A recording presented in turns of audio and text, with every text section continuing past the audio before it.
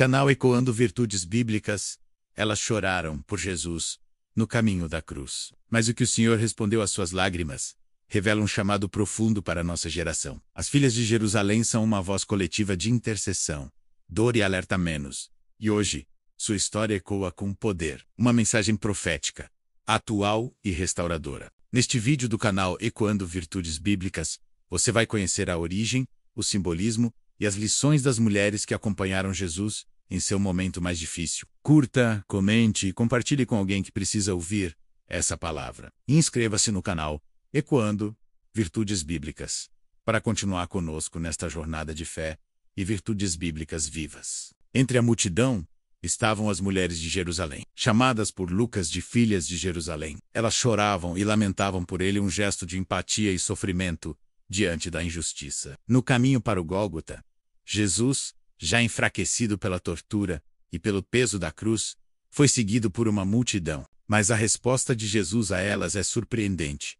Filhas de Jerusalém, não chorem por mim, chorem por vocês mesmas e por seus filhos. Essas palavras carregam um tom profético. Elas simbolizam o povo de Deus diante do sofrimento do justo, representam a compaixão, mas também a necessidade de arrependimento coletivo. Jesus reconhece o lamento, mas redireciona o pranto. A dor que se aproximava da cidade santa seria ainda maior do que o que ele sofria no momento. Seu papel, embora breve, ecoa até os dias de hoje. As filhas de Jerusalém representam mais do que apenas um grupo de mulheres emocionadas. Representam intercessoras que sentem, choram e anunciam com o coração quebrantado. Nesta jornada, vamos conhecer essas mulheres sob uma nova perspectiva. Não apenas como testemunhas do Calvário, mas como porta-vozes de um chamado à consciência espiritual. Seu choro foi notado por Jesus, sua sensibilidade foi registrada na palavra. Mas no meio daquela multidão tumultuada, havia um grupo silencioso, porém presente, as mulheres que choravam por Jesus, chamadas por Lucas de filhas de Jerusalém. Não eram familiares próximas, tampouco discípulas nomeadas, mas estavam ali, no momento mais sombrio da história. Nos próximos capítulos você conhecerá, primeiro, quem eram as filhas de Jerusalém. Algumas até exerciam esse papel como profissão, mas as filhas de Jerusalém não estavam ali apenas por obrigação ou tradição. Elas estavam envolvidas emocional e espiritualmente com o que viam. Talvez mães, viúvas, jovens donas de casa, mas espiritualmente, elas representam todos aqueles que, mesmo sem cargo ou título, reconhecem a dor do justo e se compadecem da verdade. Elas são símbolo de intercessores que choram pela causa de Cristo, mesmo sem entender toda a dimensão do plano divino. Em um tempo onde o medo imperava e a vergonha de ser associado a um criminoso era enorme, elas não se esconderam. Elas seguiram Jesus, com lágrimas. O céu via, os anjos observavam, e algumas mulheres choravam. Esse lamento, embora silencioso para os homens, foi ouvido pelo próprio Jesus, e ele respondeu. Segundo o peso espiritual de suas lágrimas, ele ouviu o som do pranto. Não eram lamentos de soldados ou fariseus arrependidos, mas o choro sincero das mulheres que o seguiam. Jesus voltaria o olhar para elas e revelaria que havia um choro ainda mais necessário. Um choro que cura, transforma e prepara para o juízo. As filhas de Jerusalém nos convidam a um pranto que vai além da emoção. O pranto que nos alinha com o céu. Talvez não compreendessem completamente que ele era o Messias, mas seus corações reconheciam a dor de um justo. Ao destacar essas mulheres, ele aponta para um elemento fundamental da fé cristã: o lugar da compaixão no meio da dor. Enquanto muitos zombavam e outros observavam com frieza, essas mulheres se sensibilizaram profundamente. Seu choro era lamento, empatia e súplica. Elas sentiam a tragédia que se desenrolava diante de seus olhos. Terceiro, a resposta profética de Jesus. Quarto, o chamado à intercessão e vigilância. Quinto, e como ainda hoje somos convidados a chorar, não de desespero, mas de arrependimento e clamor. Vamos juntos descobrir o que o Espírito Santo quer nos ensinar através dessas mulheres quase esquecidas, mas profundamente relevantes para o tempo em que vivemos. Mulheres que choram. Quem eram as filhas de Jerusalém? Ao ler os relatos da crucificação nos evangelhos, é fácil se concentrar na dor de Jesus, nos soldados, em Simão de Cirene ou nos líderes religiosos. Essas mulheres não são descritas com muitos detalhes, mas o texto nos revela o essencial. Eram cidadãs de Jerusalém, profundamente tocadas pelo sofrimento de Cristo. Sua compaixão as fez acompanhar a marcha de Jesus até o Gólgota. O choro das filhas de Jerusalém era sincero. Choravam por verem a injustiça cometida. Choravam por alguém que sabiam ser inocente. Historicamente, Jerusalém reunia um grande número de mulheres piedosas, muitas das quais eram conhecidas por prantearem os mortos como parte dos ritos funerários. Lucas, o único evangelista a registrar esse momento, o faz com sensibilidade. Quem, eram, elas, provavelmente mulheres comuns. A presença das filhas de Jerusalém nos ensina que o sofrimento de Cristo não passou despercebido. O que veremos a seguir é que ainda que elas chorassem por ele, não chorem por mim. A resposta profética de Jesus enquanto Jesus carregava sua cruz pelas ruas de Jerusalém rumo ao Gólgota, ferido, sangrando e prestes a ser crucificado. As chamadas filhas de Jerusalém, tocadas pela injustiça e brutalidade da cena, expressavam publicamente sua dor. Diante dessa comoção, Jesus não permaneceu em silêncio. Mesmo em sua extrema fraqueza, ele se volta a elas e diz: Filhas de Jerusalém, não chorem por mim, chorem por vocês mesmas e por seus filhos. Essas palavras são poderosas. Jesus não rejeita o consolo, mas redireciona o choro para algo ainda mais profundo. Esse versículo é um marco profético. O Senhor, mesmo em agonia, mantém sua autoridade de mestre e profeta. Muitas vezes, choramos pelas dores dos outros, o que é nobre, mas esquecemos de lamentar nossas próprias falhas, pecados e distanciamento de Deus. É mais fácil sentir compaixão do que arrependimento. Mas o arrependimento é o caminho da cura e da salvação. Ele nos convida a chorar, sim, mas com propósito, a olhar para dentro, interceder com sinceridade e preparar nossos corações para os dias que virão. O verdadeiro pranto que move o céu não é apenas emocional, é espiritual, e começa quando nos reconhecemos necessitados da graça. Embora ele as tenha exortado a redirecionarem seu pranto, isso não significa que suas emoções foram desprezadas. Na verdade, Deus valoriza o coração quebrantado. O próprio Salmo 56:8 declara que o Senhor recolhe nossas lágrimas em um odre. Mas há um tipo de pranto que move o céu. O pranto que nasce da intercessão e do arrependimento. Mas a cidade que o rejeitava colheria as consequências dessa escolha. Por isso, o choro mais urgente não era pelo sofrimento do Salvador, mas pelo coração endurecido da nação. Neemias chorou por Jerusalém e liderou a reconstrução. As lágrimas consagradas têm o poder de abrir portas no céu. As filhas de Jerusalém nos apontam esse caminho. A sensibilidade diante do sofrimento e a disposição de se envolver emocionalmente com o que fere o coração de Deus, mesmo sem saber. Elas deram voz à dor que o restante da cidade ignorava. Ele sabia o que viria sobre aquela cidade. Ele via além da cruz e o sangue. Além do momento, era uma chance de despertar. O arrependimento é o caminho de retorno ao Pai. E aquelas palavras continham um apelo urgente. Arrependam-se enquanto é tempo. O seu coração estava voltado para o povo que ainda poderia ser salvo. Quando o mundo se cala, os intercessores choram. E quando os intercessores choram, se move. Corá, por si, pelos filhos, pelo povo, pelas nações. Talvez você sinta dores que ninguém entende. Não despreze suas lágrimas. Direcione-as. Transforme a emoção em intercessão. Transforme a compaixão em oração. Jesus ainda ouve o choro dos que têm o coração voltado para a justiça. Por isso, Jesus lamentou por ela tantas vezes. E agora, no caminho do Calvário, ele não apenas caminhava com dor. Ele intercedia em silêncio e pregava com o olhar, mesmo ferido. Continuava ensinando e chamando a ver. Ele sabia que, embora o que estava sofrendo fosse terrível, o julgamento que viria sobre Jerusalém seria ainda mais devastador. Esse é o pranto que agrada a Deus. Aquele que não se detém apenas na dor momentânea, mas enxerga o pecado, o juízo e o estado das almas. E é disso que o céu precisa: homens e mulheres com olhos limpos e corações sensíveis, que choram pelas mesmas coisas que Deus chora. É o choro do intercessor, do atalaia, do que clama por misericórdia sobre sua geração. Onde estão os intercessores que choram pelo pecado da cidade? Onde estão os que gemem diante da injustiça e da apostasia? Um apelo às mães, pais, líderes e gerações. O sofrimento futuro não atingiria apenas os adultos da época, mas também seus descendentes. Ele não pensa em si, mas nelas. Ele vê, além do momento. Seu amor não é sentimental, é sacrificial. Ele deseja que todos se arrependam e usa aquele instante para despertar uma geração. Isso nos leva a refletir.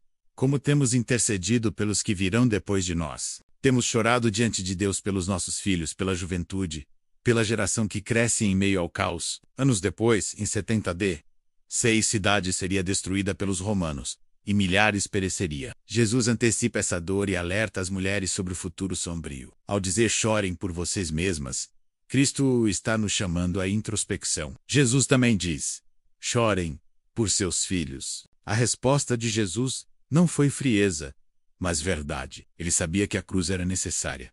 Sua morte traria salvação. Essa resposta revela também o coração pastoral de Cristo. Mesmo em dor, ele se preocupa com as pessoas. O convite de Jesus às filhas de Jerusalém continua ecoando até hoje. O pranto que agrada a Deus, quando as lágrimas se tornam intercessão. As lágrimas das filhas de Jerusalém não foram ignoradas por Jesus. As filhas de Jerusalém choravam pelo sofrimento visível, mas Jesus as convida a chorar por uma realidade espiritual mais profunda. Intercessão é mais do que orar por alguém. É sentir, chorar, carregar no espírito a carga de outros. A igreja moderna precisa redescobrir o lugar do pranto santo. Temos nos distraído com técnicas, eventos e estratégias, mas a Bíblia diz que os que choram são consolados. Jesus viu naquelas mulheres uma faísca de sensibilidade. Por isso falou com elas. Elas não zombavam, não assistiam com frieza. O pranto espiritual também é uma arma. Jeremias foi conhecido como o profeta chorão, mas sua intercessão era poderosa. Ana chorou diante do altar de Jerome, profeta. As filhas de Jerusalém foram representantes do povo sensível. Talvez você se identifique com essas mulheres. Entre o pranto e a promessa, um convite ao arrependimento. O alerta de Jesus às filhas de Jerusalém foi mais que uma advertência. Foi um chamado ao arrependimento. Quando ele disse, chorem por vocês mesmas e por seus filhos. Jesus não estava os condenando, mas os convidando a olhar para si com seriedade. Jerusalém era conhecida por matar profetas, por resistir ao chamado de Deus.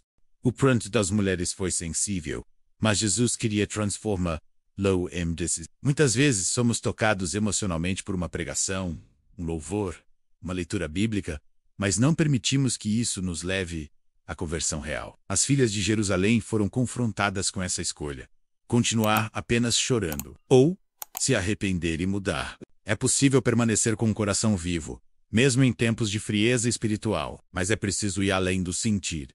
É preciso se render. Hoje, o Espírito Santo ainda chama homens e mulheres ao arrependimento. O mundo nos oferece distrações, mas a cruz ainda nos chama ao quebrantamento. Não há salvação sem arrependimento. E não há arrependimento verdadeiro sem dor pelo pecado. Mas Jesus diz, volte o seu pranto para o altar. Eu posso transformar sua dor em vida, sua lágrima em renovo, sua tristeza em salvação. As lágrimas que Jesus valoriza são aquelas que reconhecem a própria falência e se rendem, mesmo que sejam poucos, mesmo que sejam mulheres anônimas, mesmo que não tenham púlpito, nome ou posição. Gente que chora com os que choram, que intercede pelo povo, que reconhece o tempo da visitação divina. Isso mostra que nenhuma lágrima que derramamos por amor ao reino é em vão. Deus vê, Deus ouve, Deus responde. Em um mundo que zomba da fé, despreza a cruz e ignora o arrependimento, que sejamos como elas, discípulos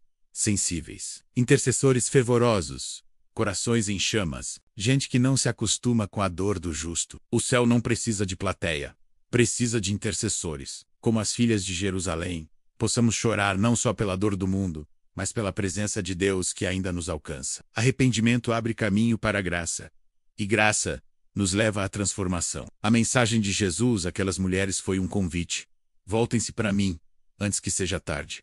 Que possamos, como elas, sentir o peso da verdade, clamar pela nossa geração, e permitir que nossas lágrimas sejam instrumentos de restauração. Que nossas lágrimas sejam salvas por Deus não como sinais de fraqueza, mas como marcas de fé viva. As filhas de Jerusalém nos mostram que é possível ter sensibilidade mesmo em meio à multidão endurecida. As promessas de Deus são verdadeiras, mas elas são acessadas por aqueles que se voltam para Ele de todo o coração. Que nossas lágrimas se tornem sementes de avivamento. Mas por trás das lágrimas dessas mulheres, existe uma mensagem urgente, profunda e profética.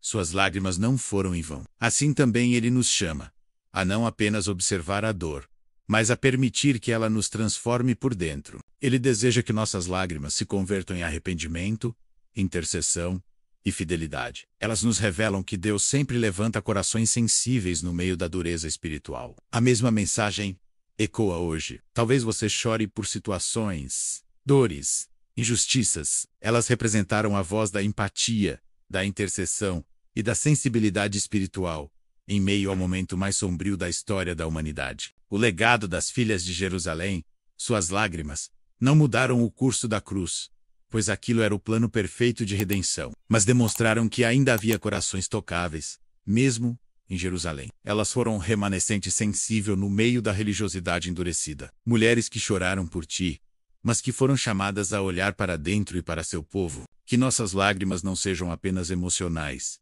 mas espirituais. Que nos levem ao arrependimento, à intercessão e à transformação. Embora sejam mencionadas apenas uma vez nos evangelhos, as filhas de Jerusalém deixaram um legado silencioso, porém poderoso. Enquanto todos olhavam com indiferença ou hostilidade e las coravam, o que aprendemos com elas é que Deus sempre encontrará alguém que ainda sente, que ainda clama, que ainda se compadece, e que sejamos contados entre aqueles que ainda choram por amor à tua presença. O legado dessas mulheres é o chamado para que nós também sejamos filhas e filhos de Jerusalém. Não sabemos o que aconteceu com essas mulheres após a crucificação, mas sabemos que seu gesto foi registrado eternamente. Hoje somos convidados a dar continuidade a esse legado. As filhas de Jerusalém nos lembram que o Evangelho não é apenas sobre milagres, mas sobre transformação, e que a sensibilidade espiritual é um dom poderoso. Jesus ainda caminha entre nós, e ainda há tempo para nos voltarmos a Ele com lágrimas verdadeiras. Conclusão: as filhas de Jerusalém surgem nos Evangelhos como uma nota delicada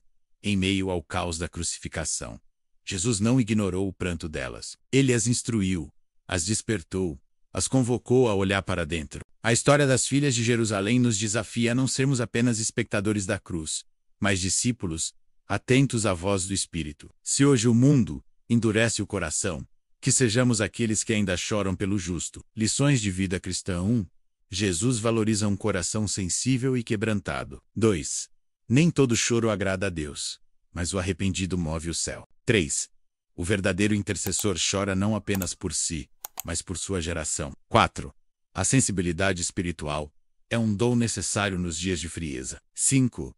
O arrependimento é o caminho que nos livra do juízo. 6.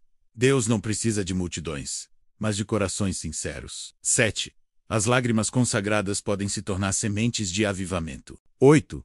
O legado das filhas de Jerusalém é o chamado à compaixão ativa e à intercessão constante. Oremos, Senhor. Hoje aprendemos com as filhas de Jerusalém. Ensina-nos a ter um coração sensível. Levanta em nós a compaixão verdadeira, que sente a dor do justo, que clama pelos filhos e que se importa com a salvação de muitos. Que o nosso pranto seja recolhido por ti como um clamor santo. Em nome de Jesus. Amém. Muito obrigado por ter caminhado conosco até o fim desta história inspiradora. Se essa mensagem tocou seu coração, deixe seu like, comente com a frase "Eu sou uma filha de Jerusalém". Compartilhe esse vídeo com alguém especial e inscreva-se no canal Ecoando Virtudes Bíblicas. Aqui, cada história bíblica ecoa fé, verdade e transformação. Nos vemos no próximo vídeo.